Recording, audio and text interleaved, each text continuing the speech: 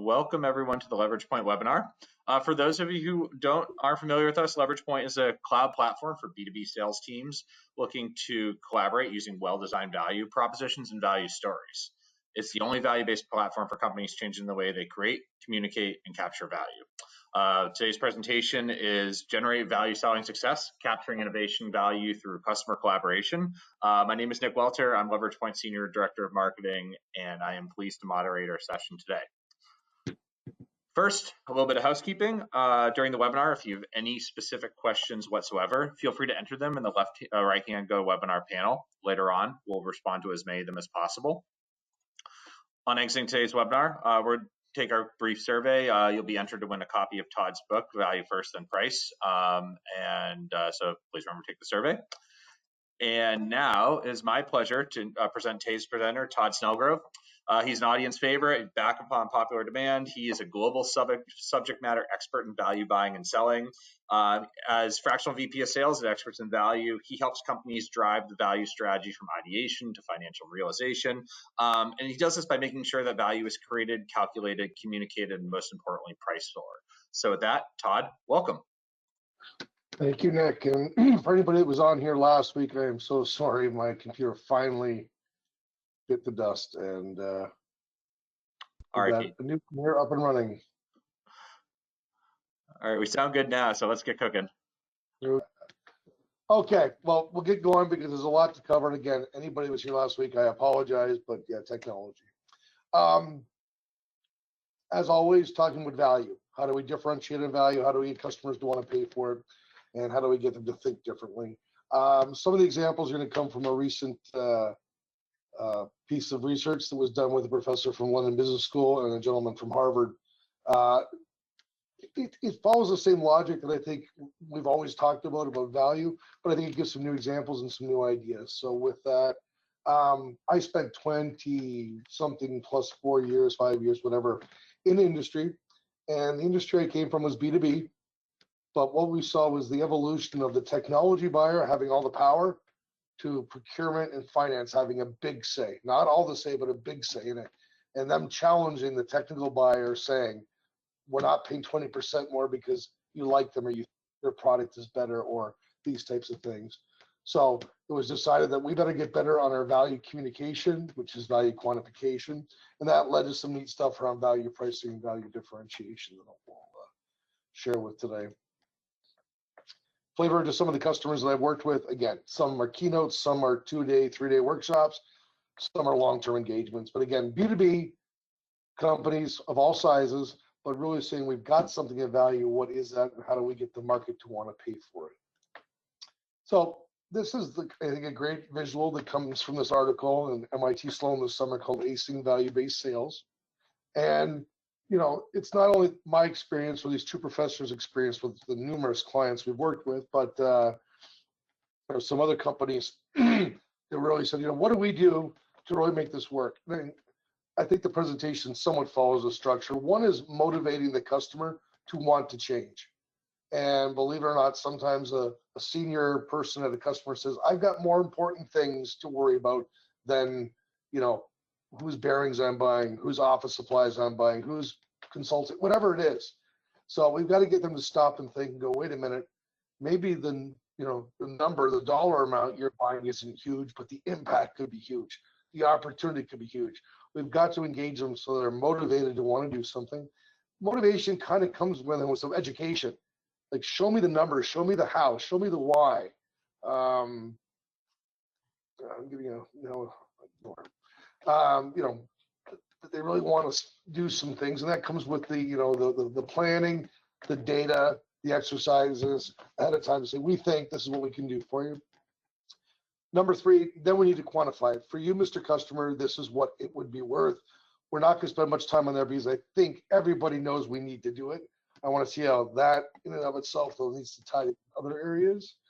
And then we need to translate that into a story that can get passed around the client. And there was a gentleman that wrote some of the information for this article from Borealis, a large chemical company.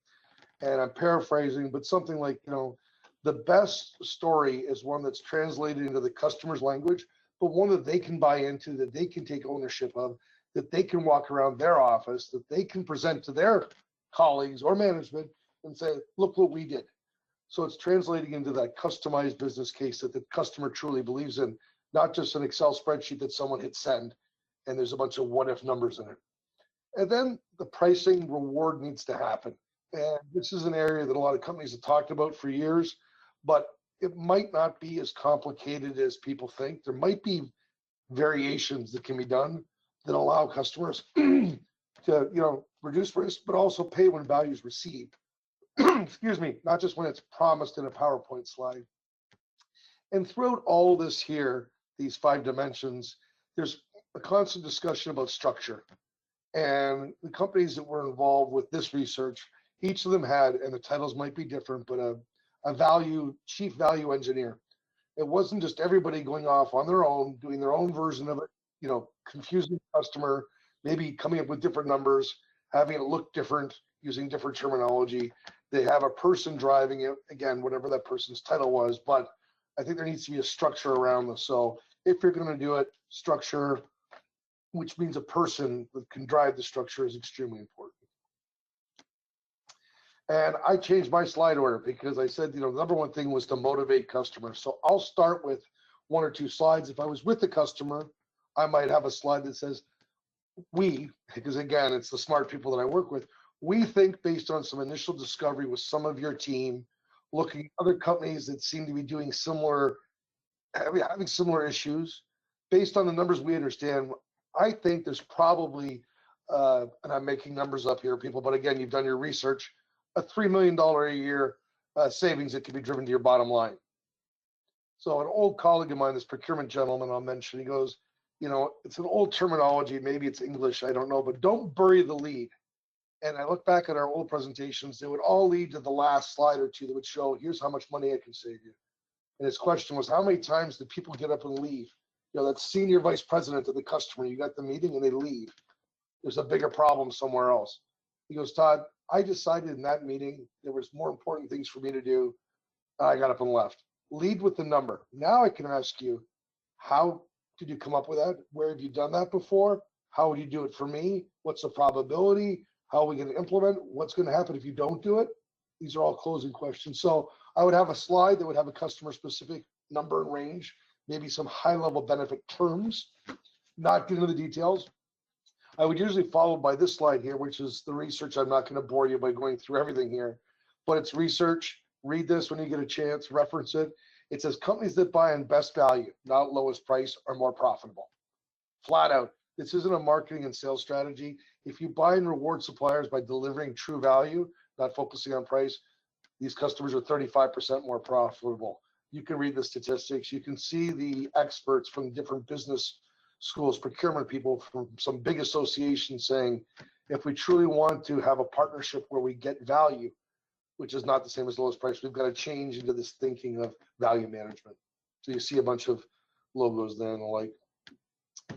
Start off every presentation at some point saying, again, we're in the education phase, but Mr. Customer, we all hear these words. There's the price of what you pay. There's the price plus all the costs associated with the product or service, the shipping, the receiving, the using, the energy, all that stuff.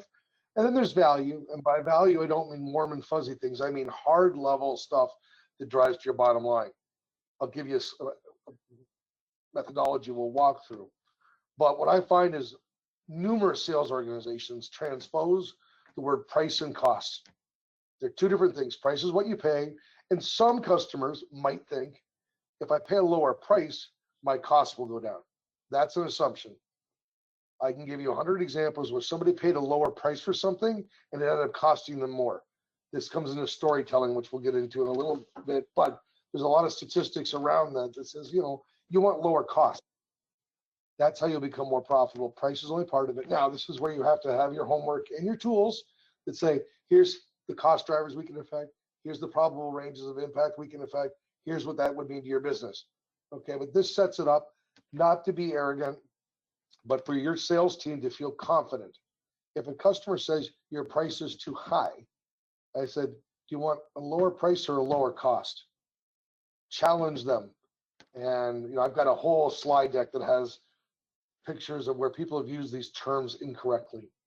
And my old signature on my email would say, I can be the highest price, the lowest cost. That's what you want. Again, just words, but it made people stop and think. So, we've gone from kind of, motivating them, why should I even think about this? I'll be more profitable. Now we're getting into some of the education type of stuff, getting them interested to do something. Great piece, great slide, the price bird. I mean, anybody can relate to this. The words on the slide might need to be changed for your industry, but we can all see price. Yes, you can see it, but every offering has all these other costs and benefit. Inventory, warehouse, shipping, currency, how long it will last, how many do I need to buy, is there a return policy, whatever that is. But what I'm trying to get across here, I would say, we'll get to some data here, but a lot of studies show that price is only 10 or 15% of its costs. 85% of the cost of the product or service you will buy will not be in the initial purchase price. And again, sometimes this is a great thing to say. It's like when you buy the printer for your home office, is it the price of the printer or is it the ink cost that matters? So again, we're trying to get them to think, yeah, how would you do this? What could you really affect? I get into this model called total profit added. It's an evolution of total cost of ownership. And like I said, I've been doing this for 20 whatever number of years, but this is the model that I go through. And I remember just saying, it's total cost of ownership, but it's more than cost. As a business, I want to be more profitable, and I want to be more profitable sustainably. And by sustainably, I mean over a period of time, not, make me be profitable one quarter by not doing maintenance and not training my people. And, I want to be profitable over a long term. And it was a professor, Jim Anderson, who said, Todd, if you say total cost of ownership, it's different. People will assume what it is. And we came up with this term, actually a procurement gentleman, and we came up with this term when we were in England. You should be buying which makes you most profitable. So this will change for every company on here, but the model hopefully holds some ideas you can steal. It starts by a company building a product or service, okay? And their engineers are going to sit in a room with market feedback and say, we could build something. We'll use it. I could build a car that'll last longer, be easier to drive, be more efficient, be easier to repair, right? But I'm making all these design trade-offs. How can I build it? Are customers willing to pay for it? So I'm building in the life cycle cost of that car and the value it will bring. Now, you see the things in green, time to market, margin, and sales are just some examples. They are not cost savings. But if you can get your product to market before your competitors or earlier, that could be very valuable. In some industries, like the pharma industry, when you have a 10 or 12-year patent, I'm not an expert, if you take a year to get it to market, that's 1/12 of the revenue gone. It's the most profitable life of a drug. The high-tech world, you missed the Christmas season or you missed the back-to-school season on a cell phone or something because your suppliers couldn't deliver or there was a quality problem. But in some industries, I was saying, time to market's everything. Margin. What if you work with somebody that's making a machine and you say, if you put my part in your machine, it'll use less energy. You put my part in your machine, you can predict when it'll fail. I'm making these things up. You then can sell more of these because you've differentiated, or you can sell it at a higher price. Those are not cost reductions. So the typical definition of total cost of ownership is not very holistic. So somebody builds something, then somebody buys something, the acquisition phase. And this is where the terminology, I think, is very important because, again, I ended up working with our chief procurement officer, and he said, we measure total cost, Todd. I don't know why management wants us to listen to you. And I said, well, let's just share notes. And I asked him, I said, what do we measure when we're making a buying decision? And it was things like, what's the unit price? What's my minimum order quantity? Who pays the shipping? Is there a receiving cost? Is there currency risk? Does it meet the requirement? Okay, this is great stuff, but that's total cost of acquisition, landed cost. It is the lowest driver out of all these four elements here. So if a customer says to me, we measure total cost, I said, that's great. Would you do bullying? We'll sit down. If we have to sign an NDA, we will, but just show me what you measure. There's a chance they're measuring these 10 dimensions. I then show them 400.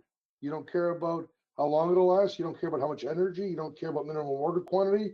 You don't care about the expected. I mean, well, no, we care about that also. We just don't know how to measure it. It's usually what I hear, or we don't have the numbers to measure it. So somebody builds it, somebody has bought it, and then somebody needs to install it, operate it, and maintain it. They're using it. Now, this will be different for everybody on here, but you've heard me say energy or lubricant or water or ink. How long will it last? How much does it cost? Can I repair it? You know, there are some companies that they're designed not to be repairable. Like, well, wait a minute, maybe I pay a little bit more, but I can refurbish it or reuse it or repair it easily. Maybe I should look at the replacement parts that I'm going to use.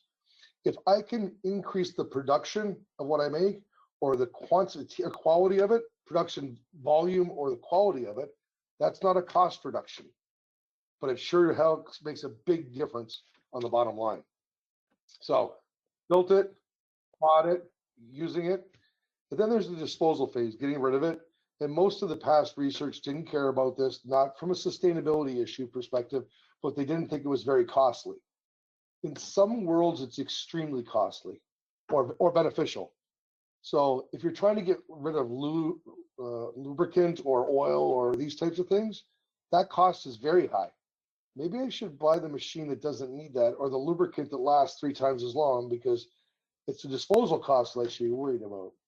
In a lot of industries now, you're getting these certified reused vehicles or assets or whatever it is. Maybe I pay more when I buy it, but when I dispose of it, the resale value, it's worth more. There's a resale market for it. It hasn't depreciated. So not always, but sometimes that's there. So take the slide, maybe get rid of the words, but try to walk through the life of your product or service. Now start putting down these benefit drivers. And then if I was doing a workshop, I'd be, okay, what is the impact we think we can have? Percents, units, whatever. What's the reference of where we've done this maybe? And then, you know, what are the numbers we're going to put into it?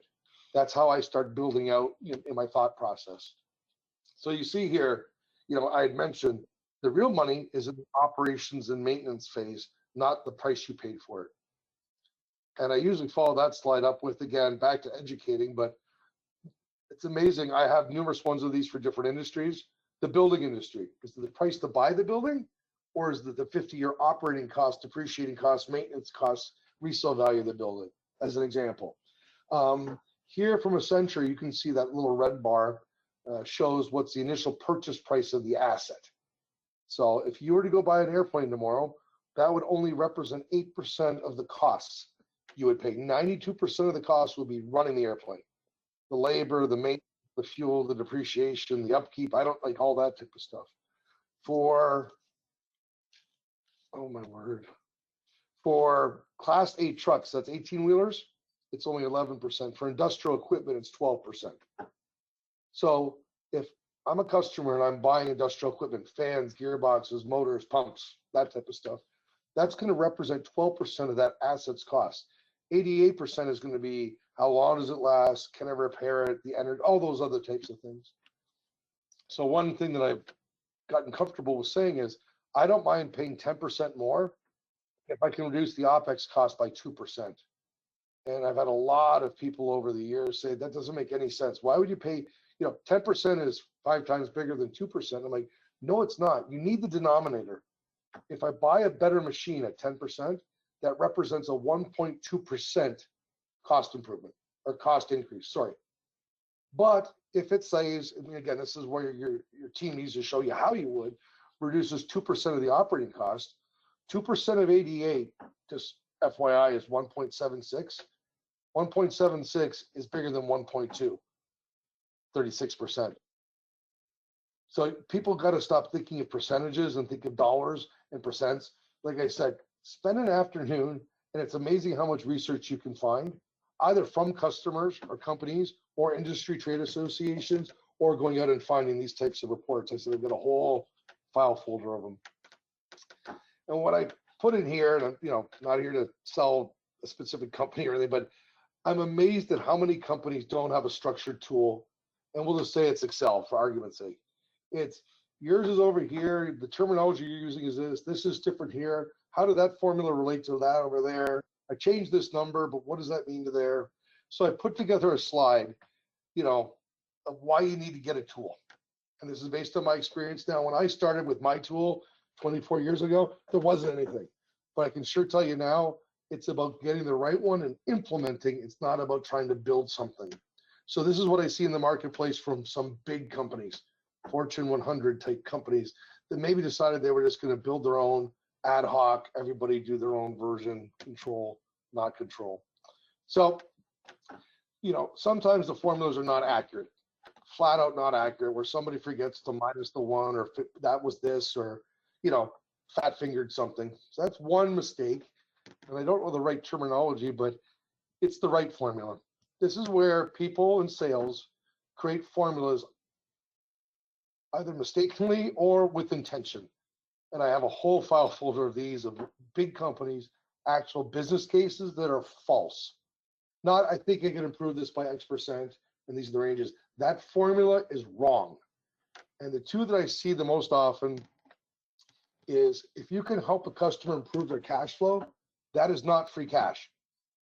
If you decide to not pay your cell bill this month, doesn't mean you don't pay it.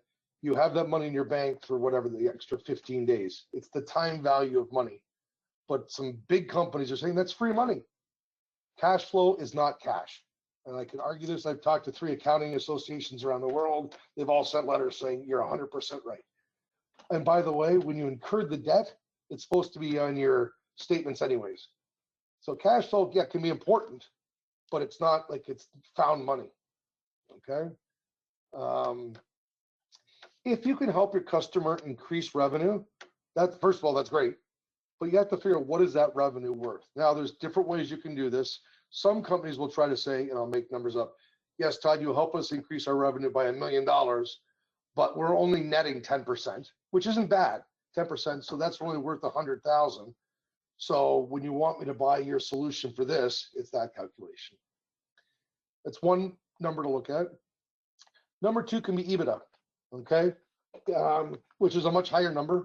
It's earnings before the depreciation and the interest. These are all fixed costs coming from head office allocations up front. And it really is operating. It's better, not one of my favorite. I like contribution margin, which is revenue minus variable cost.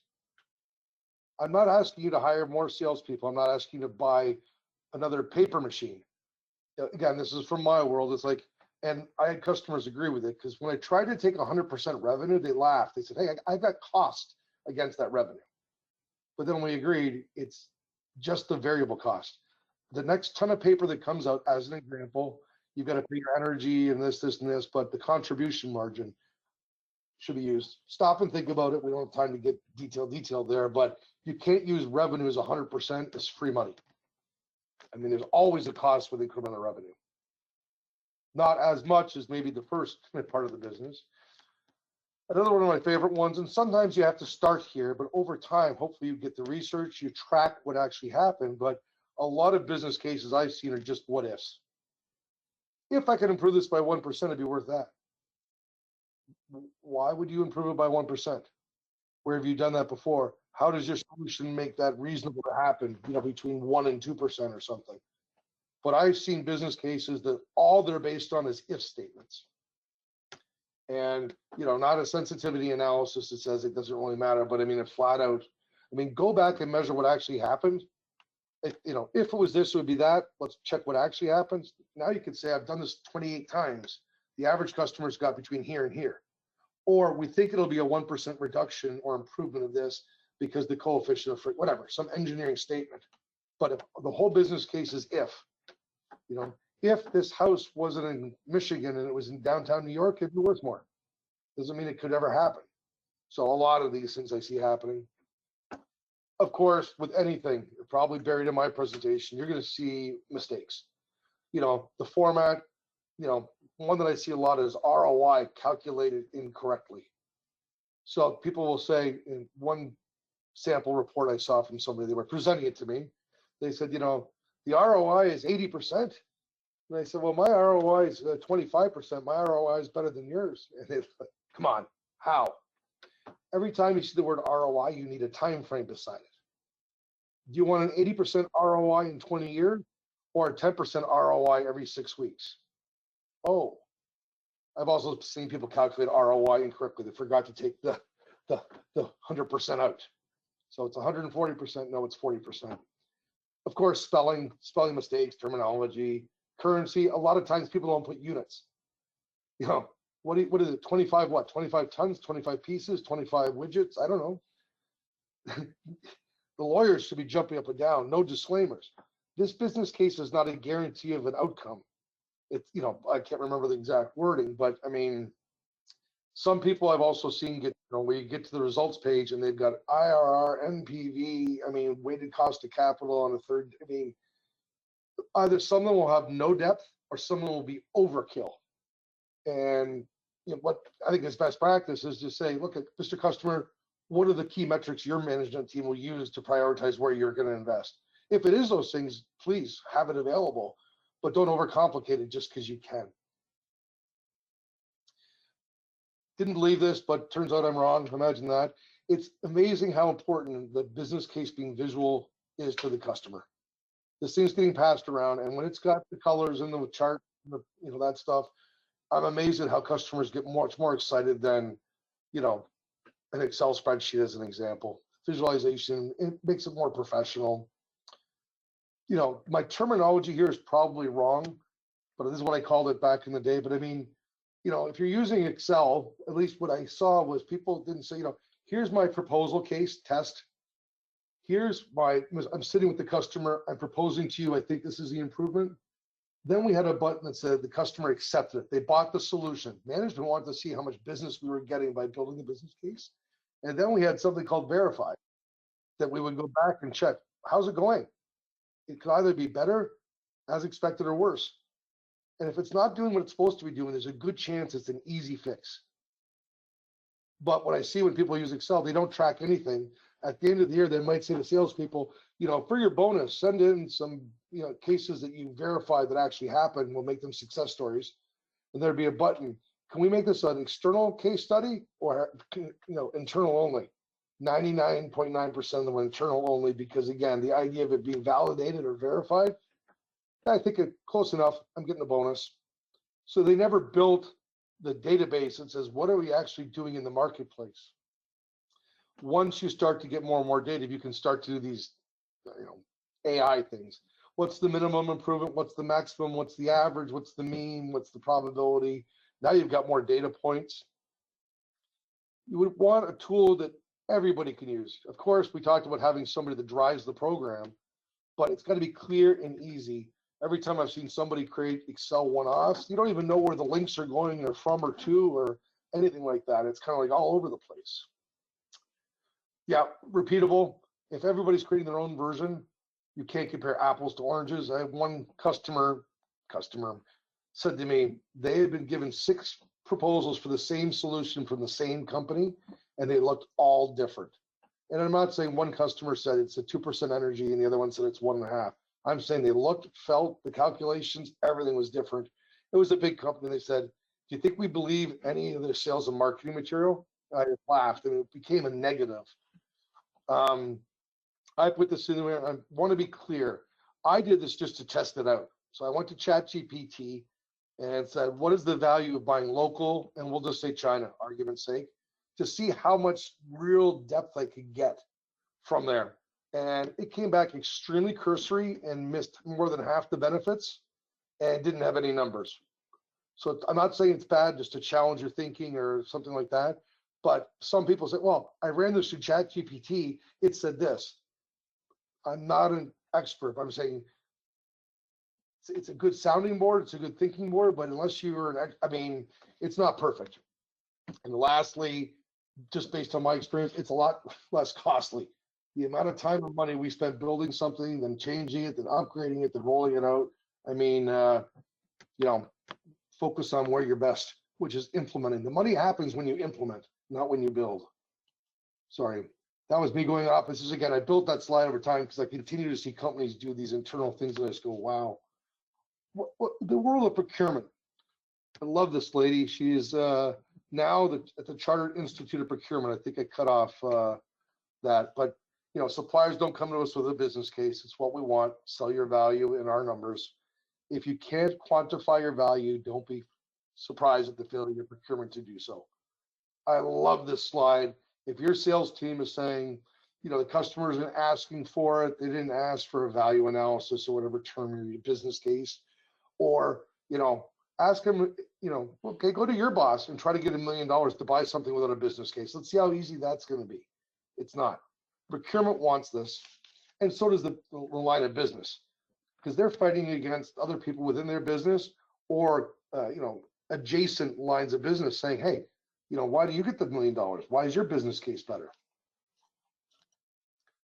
So the value buying process, this is from a procurement gentleman that I do a lot of work with, Rob McGuire. We were somewhere and he put this up and I was just so impressed because he's a chief procurement officer, worked at a company called Reckitt Benckiser, kind of a Procter & Gamble type of a company. Then he did consulting for, we'll say KPMG, their procurement practice. Salesperson, procurement person, became best friends. Amazing. But he goes, the thing is you have to understand where and when value management works in the procurement process. I'm sick of listening to you salespeople talk about your sales funnel and your CRM and how you're going to push people to the next stage and all that. You need to learn how I buy. So we were at an event somewhere and he drew this, and then I made him build the slide afterwards because I thought it was so fascinating. Now we'll put everybody right now that's with us as a buyer. So everybody here has bought something, okay? And what I call considered purchases, where you stopped and thought, not just 2 chocolate bars as you walk to the gas station. So we'll use an example. You're going to buy a car, and I want to show you what I believe also is when value can make the biggest impact. So it usually starts with a need's been identified. I need a car. Other one's broke, the other one's old. Whatever reason, I decided I need a car. And then I will sit at my home, maybe go on the internet, I don't know. I'm going to decide what I want. Maybe not the brand, but I'm going to say I want a gas car and I want a 4-door car. I'm not saying these are right decisions. Maybe based on my situation, I've got kids, so I need 4 doors. Maybe I'm not a fan of electric. I'm not saying these are right or wrong. I'm saying I will sit back and say, here's what I think I want. Then I'll sit back and say, well, who could possibly be a supplier? Who do I know that does that? So in this example, Tesla would be out, and I can't think of a car company that doesn't make a 4-door car, but that brand would be out, Fiat, whatever, because it's only 2-door cars. So I'm going to narrow that down, and then we're going to start the RFP, RFQ. Why is your car better than this car? Show me feature, functionality, value, benefit, all that stuff. Then all these companies are going to give me a proposal, price, delivery, options, upgrades.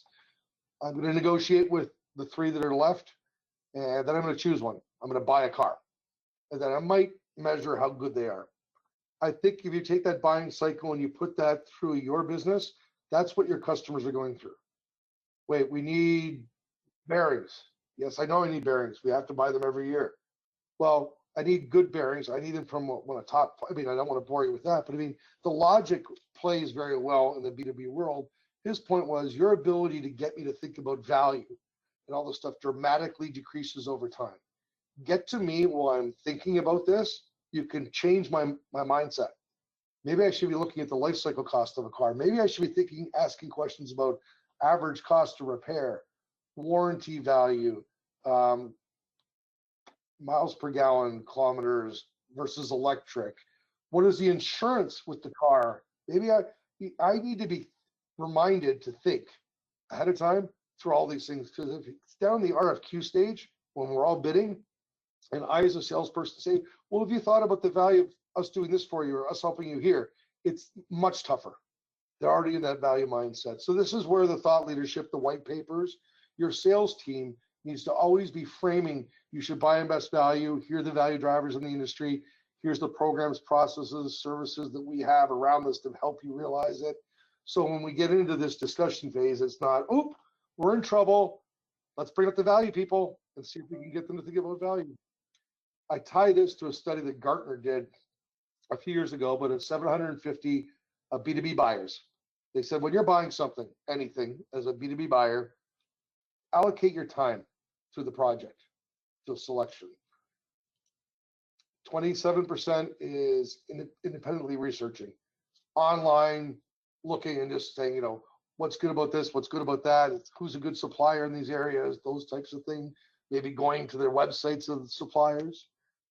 22%, which you'd think would be higher, is spent with the users of that product or service. You know, if it's laptop, get representatives of everybody laptops. If it's software, whatever it is, some people that are actually going to be using what's going to be bought. 18% is independently researching offline. I'm going to assume that's calling colleagues or trade associations or other people. Hey, Bob, you mentioned you had a good experience or a bad experience, or what have you guys done here or there? That these networking opportunities to get asked other people. 16% is doing other, whatever that is. Only 17% of the buying journey is spent with suppliers. And if you're in a marketplace where three suppliers get to the RFQ stage, and it's different for everybody, that means your company is getting 6% of that buyer's time. And 6% of the buyer's time at the RFQ stage is too late to say, you should measure all these things or look over here. Because there's only so much time when you're in the middle of the negotiation phase, they've got to get there earlier again and get people to think differently. This is a learning to me over the last, I'm going to say 2 years. They say it's Aristotle's 3 elements to influence, but I always thought it was logic. I've got numbers. Look at my numbers. What part of 1 + 1 = 2 do you not understand? Numbers are numbers. You have to have it. You have to have it. But what I've learned, plus what this other stuff teaches you, it's also the person delivering that message. Do I believe them? Does it come across well? Is it connected to me? And I'm not saying I'm good by any stretch here, but this is where just having that, it's not just a sales presentation, but I truly believe in it. Our second big deal we got with a steel company, the guy said, you really believe this, don't you? Because what I do see is a lot of times people have a tool, let's do a webinar, and now everyone's comfortable, go out, and then you see people in front of customers, they don't have that personal character around this. The customer will challenge.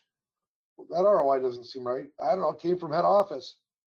Well, your challenge that you brought me, because you've done the challenger sale, is this. That's not true. Industry data is this. Where did that come up with? I don't know. I was told this. So, it's, the slide before, a fool with a tool is still a fool. You got to have the data, but you got to be comfortable with it. You got to have that storytelling ability, that buy-in where the customer goes, okay, that makes sense. Because they'll tell your story somewhere else. I've got enough stories. I've told people, steal my stories, change the name, change the date, change what it is. Now we're getting down to the reward section. And what I thought I'd put in here is some things that I watch a lot of companies do that actually hurt capturing value. It actually confuses customers. So this comes from behavioral economics, which is psychological. And the true story behind this, I was at a school, and the professor usually did B2B stuff. And he said, well, today's afternoon session, after we had presented, it's going to be on B2C pricing. And I basically got on my computer and just started doing emails. And he kind of started, because I sat there and smiled. And I bet he got to the second or third slide, and he heard me mumble, and I won't repeat what I said, but oh my God, we do everything wrong. And that's not meant to be disrespectful to the company I worked for at the time. But just listen to these things. I know they're consumer, but I'm amazed at how many times I've seen in the B2B market, people do some of these things, which causes people to not focus on value. So 2 great books, by the way. They're real fun reads, in my opinion. But one is giving customers too much choice. So the study here is called the JAM study. I don't know where everybody is online, but to say it's a Whole Foods in America, one of these boutique-y, neat local stores, we'll just say. And they put a bunch of jams in there, different flavors, different sizes, different combinations. They found that people were very excited. Look at that. I didn't know you could have apricot mixed with blueberry topped with maple syrup. Wow. They were really drawn to it. Most people didn't buy because they were confused. So what I see in the B2B world is sometimes proposals going out where it's like 13 tabs on an Excel spreadsheet. You want option A, B, C, D, E, F, G, option add-on, CY. The customer just looks and goes, there's a risk, buyer's remorse sets in.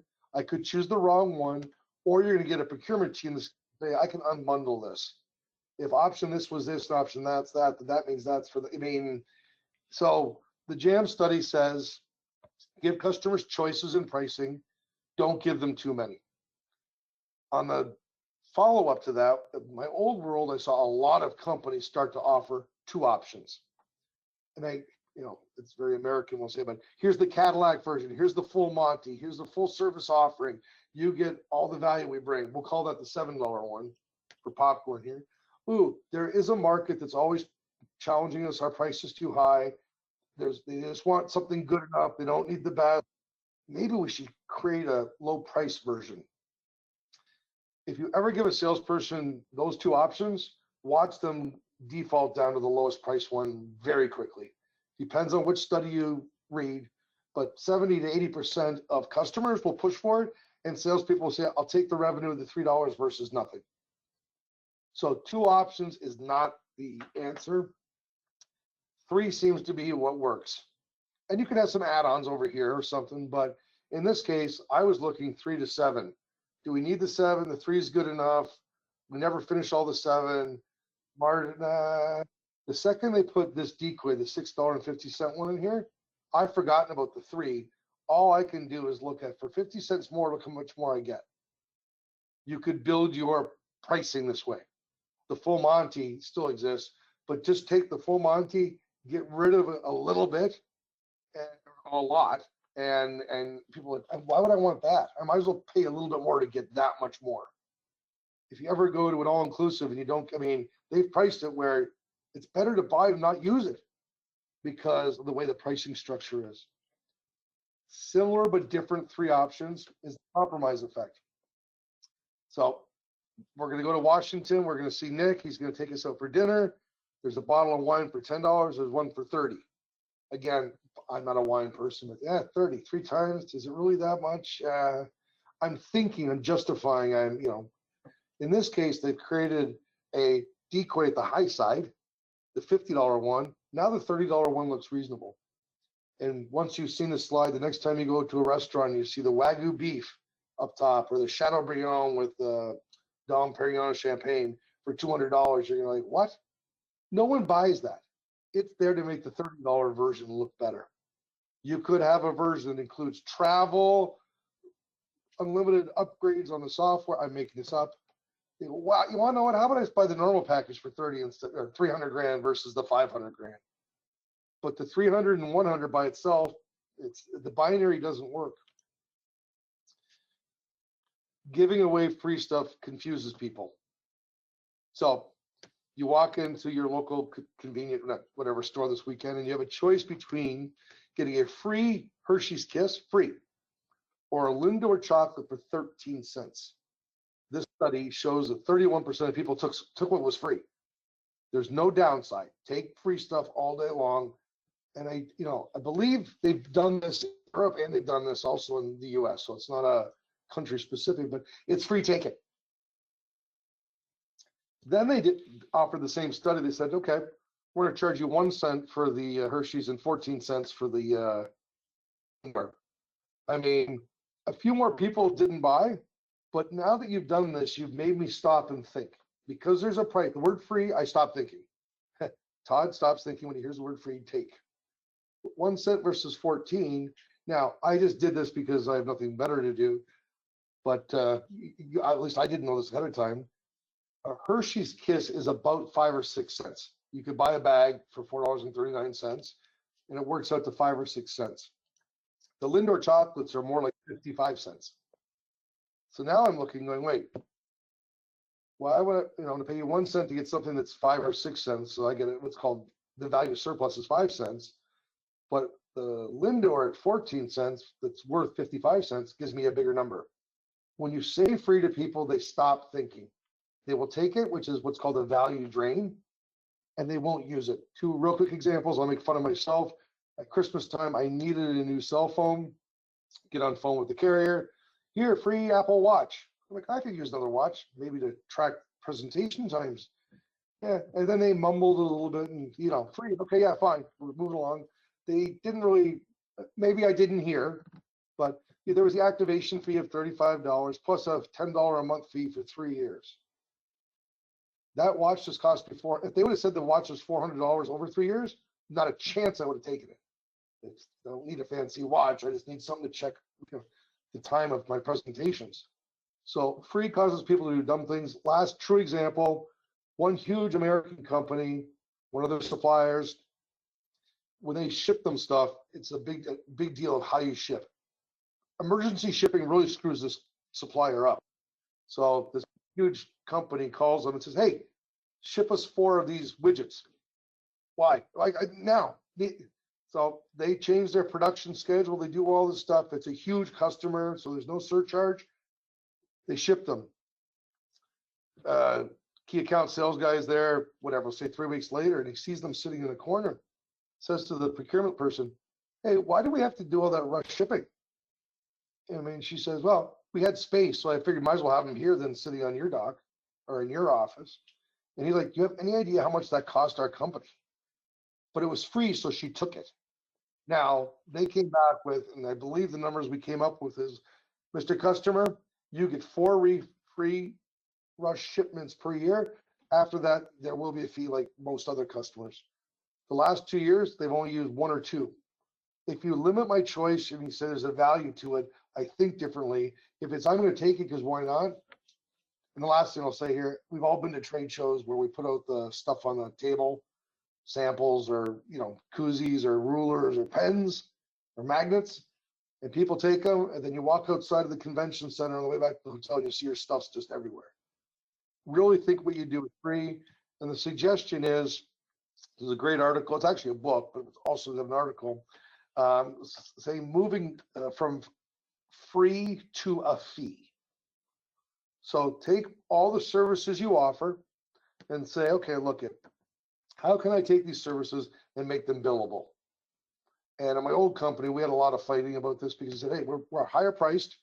Part of our value proposition is we do this stuff. So, we've got to keep doing it. What we realized is, rush shipping versus 1 week. Design review, yes, it'll work. Design review with improvements, cost. Training, I'll drop by for 60 minutes with pizza, free. 3 training for a fee. Take every one of your offerings and figure out what, and the free version should be $5, $10, $20, something.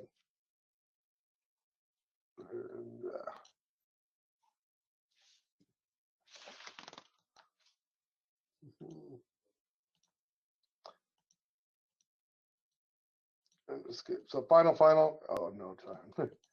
And I'm not going to go through these, but these benefits of companies that do this, on the left-hand side, you see value merchants, written by a professor named James Anderson. So the first 4 are based on his industry research.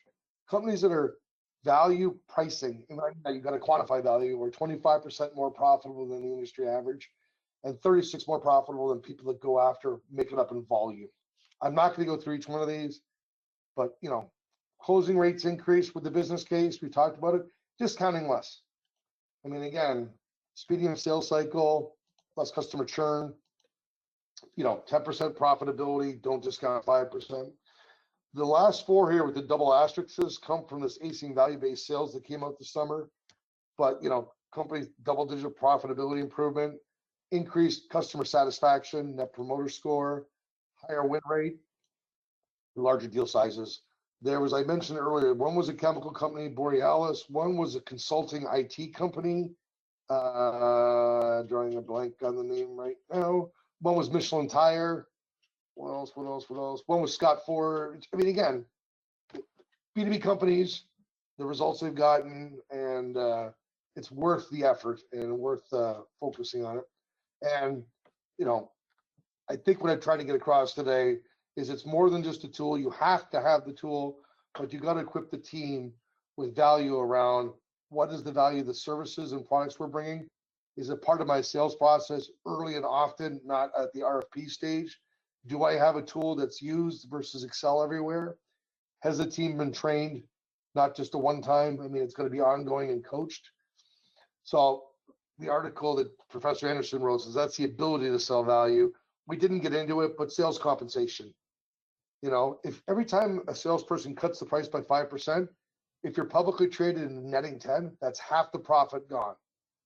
And a lot of 5 off, just give them 5. What? fight for every dollar. We talked about some value buying options, and then again, really having a program that helps the customer see the need to do that. And the last slide, I think, and I put this together for somebody, but I used to say to companies, we'll come in and find a way to make you more profitable. And somebody said to me, Todd, what consultants do is they show a process they use. So this customer was doing this, client was doing this, but I discovery to find them. We're going to walk the factory. We're going to have structured interview questions. These are the interview questions. I'm going to have a list of your KPIs. Then we're going to have a meeting. We're going to introduce newest technology and ideas in this area. Then we're going to have a process to prioritize all these ideas. What's the greatest impact with the lowest risk with the highest probability? Then we're going to prioritize these programs. Then we're going to get buy-in. Then we're going to start them, and then we're going to track them. And then we're going to check about, did it happen? Can we replicate it? Do we lead this to a customer success story? Value business case. I mean, it's not the prettiest slide, but having some sort of structure on your value delivery seems to make a big difference. All the stuff that I talked to you is kind of vetted by a bunch of smart people in big schools. And I've done a lot of work at procurement associations that have had me come in saying, again, we want to buy value. And I think you get a flavor that I do value stuff, value quantification, marketing, training, selling, and pricing. So if you grab a book, leave a review on Amazon or wherever, appreciate it. Connect with me on LinkedIn. Again, I try to put out some videos and stuff once in a while. I'm also now a Visted speaker. And with that, Nick, to you. Awesome. Thank you, Todd. I'm going to bring my camera up in a second. Yeah, thank you so much for this presentation. Again, we get through a lot within an hour during your talk. So again, hopefully the audience appreciated it as much as I did. We're going to skip the demo today. If folks have we have any audience questions, feel free to enter them in the right-hand GoToWebinar panel now. I think we have time to get to one or two. But in the meantime, I'd like to kind of reference something that Todd discussed a little while earlier about, in the context of his 5-step value selling framework. You need a strong value selling tool to get the most out of these initiatives. And leverage point value stories help B2B sales teams boost win rates, grow average deal sizes, decrease sales cycle time through interactive value stories that support these impactful sales conversations. So if you'd like to see a demo, or if you're interested in learning more about Todd's consulting services, please let us know in the exit survey. And if you haven't heard the news, we've begun the process of actually automating the creation of leverage point value stories all the way from the underlying mathematical model to the visuals that are so important in creating a great value selling experience using the power of Gen AI. So as Todd said, this goes well beyond just interacting with ChatGPT, getting inconsistent results, maybe even embedding a drafting widget to help with sales create kind of custom messages. Instead, our approach is going to be really end-to-end. We're marrying our proprietary methodology with the power of Gen AI and our years of expertise helping customers build complex value models and rich value stories to get to quality content at a speed and scale never before seen. So if you want to see this in action, there's kind of two ways to do this. So first, we can show you an AI-based demo using the stuff under development. By signing up the exit survey, we can actually show you an example of one of these AI demos with one of your product or service offerings. So let us know in the exit survey, and we'll be in touch, and hopefully we can schedule something. We also are taking signups for early access. So again, we're productizing this tool and expected to launch this year. So if you want to be the first to receive early access, head over to leveragepoint.ai, which is our new website. And for this AI kind of content hub, you'll see all of our articles on AI and also get a chance to sign up for early access. So please head over there. You can get involved either way. Todd, I got one question I think we have time for. So this one, let me pick one, and we'll follow up with everyone else who asked questions on a one-to-one basis, if that's okay. So you talked about those 5 steps in the process. Where do you see companies struggling with the most? Probably the overall program idea. The idea that it needs somebody to coordinate this, and again, titles don't matter, but what I see is a lot of these, we'll just take that person and we'll add this to their job. And then with that, they never are able to focus on educating the customer, motivating the customer, working to get the team confident with it. It's because, you know, I always say you can't be an expert on something if that's not all you do. No, and then we run Focus. into that a lot. So yeah, sorry. No, I would say it's probably lack of focus. Mhm. I mean, again, you know, everyone's gonna say theirs is more important, this project's more important, but it's like every time I see to be a half person, you know, quarter person, it hasn't worked.